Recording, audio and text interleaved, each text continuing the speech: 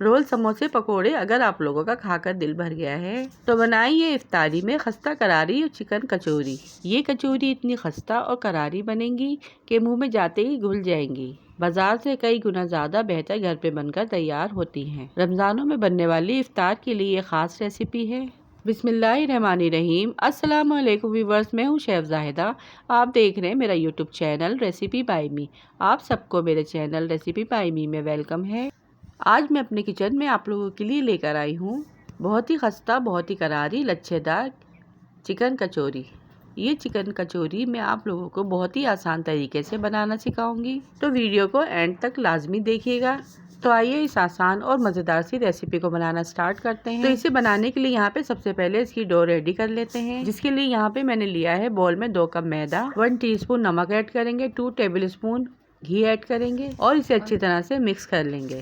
फिर इसमें ज़रूरत के हिसाब से थोड़ा थोड़ा सा पानी ऐड करेंगे और अच्छी तरह से गूंद के इसकी एक सॉफ्ट सी डो बनाकर रेडी कर लेंगे।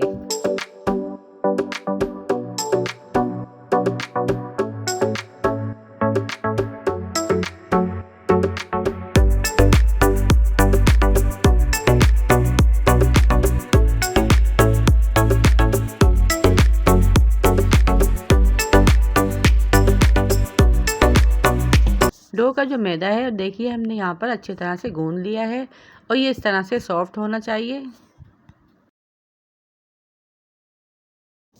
अब इसे हम ढककर 15 से 20 मिनट का रेस्ट देंगे।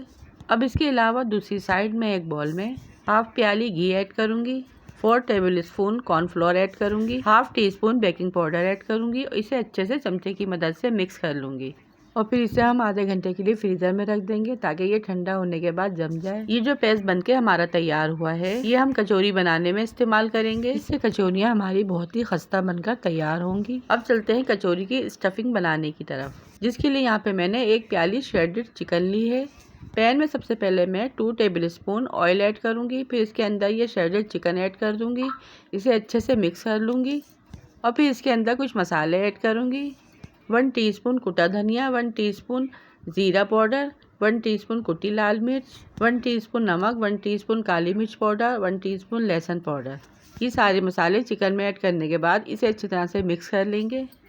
फिर इसमें हाफ कप दूध ऐड करेंगे, इसे भी चिकन में अच्छे से मिक्स कर लेंगे। 1 मिनट तक इसकी तेज़ आंच पर भुनाई कर लेंगे। फिर इसमें थोड़ा सा हरा धनिया ऐड करेंगे और चॉप की हुई प्याज ऐड करेंगे।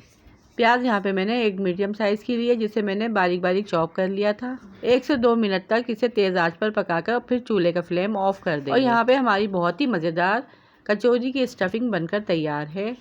अब डो को रेस्ट दिए हुए तकरीबन 20 मिनट हो चुके हैं। अब हम इसकी कचौरियाँ बनाना तैयार करेंगे, जिसके लिए थोड़े थोड़े से मैदे को लेकर मैंने इसके पेड़े बना लिए हैं। पेड़े यहाँ पे मैंने तकरीबन 6 बनाए हैं।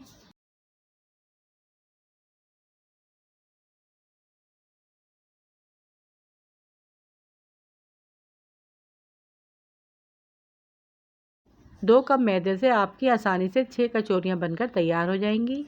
अब आधे घंटे पहले हमने जो फ्रीज़र में घी रखा था देखिए वो अच्छी तरह से जम चुका है।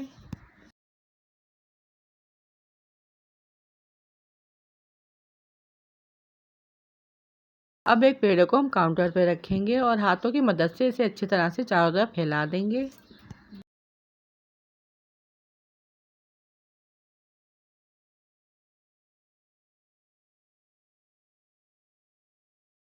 फिर इसके ऊपर चारों तरफ जमा हुआ घी ऐड करेंगे और चारों तरफ से हाथ की मदद से फैला देंगे।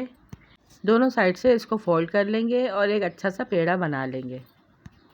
फिर इसी तरह से घी लगाकर हम सारे पेड़े बनाकर रेडी कर लेंगे। और ये देखिए सारे पेड़े बनाकर हमने रेडी कर लिए हैं। फिर इसे 10 मिनट का रेस्ट देंगे। अब दोबारा से हम इसे हाथों की मदद से फैलाएंगे।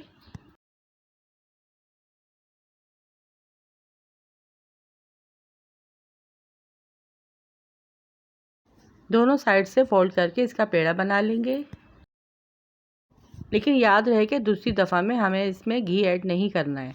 सारे पेड़े बनाकर हम इसी तरह से रखते जाएंगे।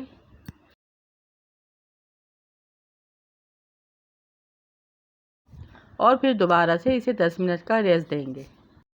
यही वो प्रोसेस है जिसमें थोड़ी सी मेहनत लगेगी। 2 दफ़ा के लिए हम इसे रेस्ट देंगे।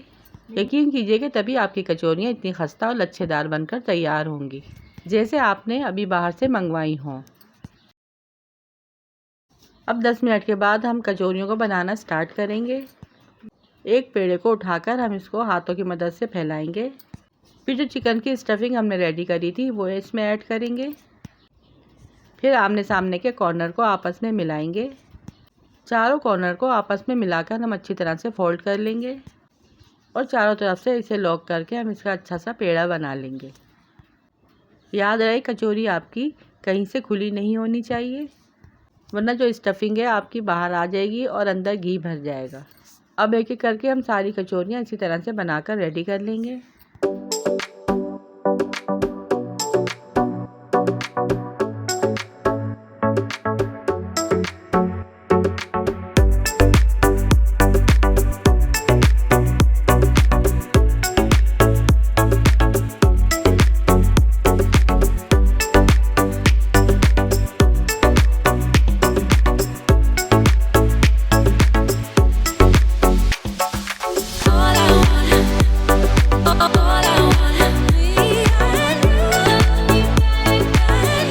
और ये देखिए, इस तरह से हमने सारी कचौरियाँ बना के रेडी कर ली हैं।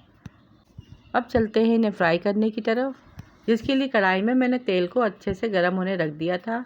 तेल को हमें ज़्यादा गर्म नहीं करना है, बल्कि हल्का सा गर्म करना है, वरना कचौरियाँ इसमें जाते ही जल जाएंगी और इसमें लेयर्स नहीं आएंगी। हल्की आंच में कचौरियों को डालने के बाद 3 से 4 मिनट के लिए इसे इसी तरह से छोड़ दें।